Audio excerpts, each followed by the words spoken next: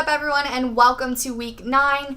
Another week has gone by for SEC football, and Alabama is still scoring 50-plus points on teams. Kentucky is still hot, turning heads in the East, and LSU is still proving people wrong by beating yet another preseason ranked team. So what new things can we see this week?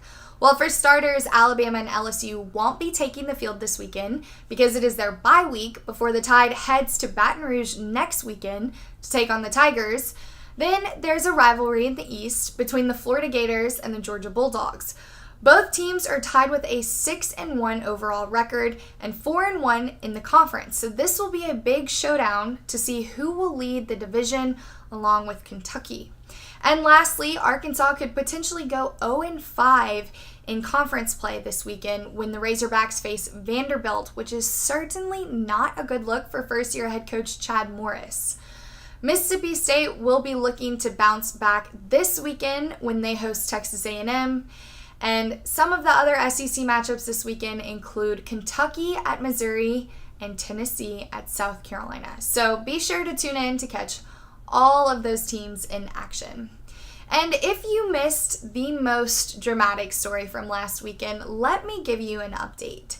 The targeting call on LSU's inside linebacker, Devin White, that resulted in him being ejected from last week's game and now having to sit out the first half of the biggest game of the season against Alabama has caused so much controversy that LSU fans actually created a GoFundMe account to purchase billboard ads in Birmingham, Alabama, near the SEC headquarters, stating #FreeDevinWhite in hopes the commissioner will overturn the decision and allow White to play the whole game. The decision isn't looking too promising. However, you gotta love the support and dedication coming from this LSU fan base. I'm not so sure it was a targeting call. It certainly didn't seem like it, but head coach Ed Orgeron seems to have made his peace with it and announced we are moving forward and are focusing on Alabama. Your You Oughta Know tip this week is what the term play action means.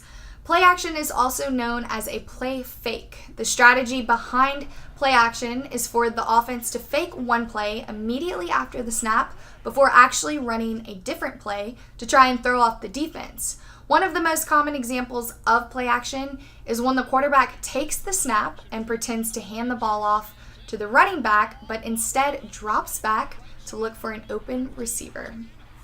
Well, that's all I've got for Week 9. Have a great weekend, and I'll see you all back next week. Bye, guys.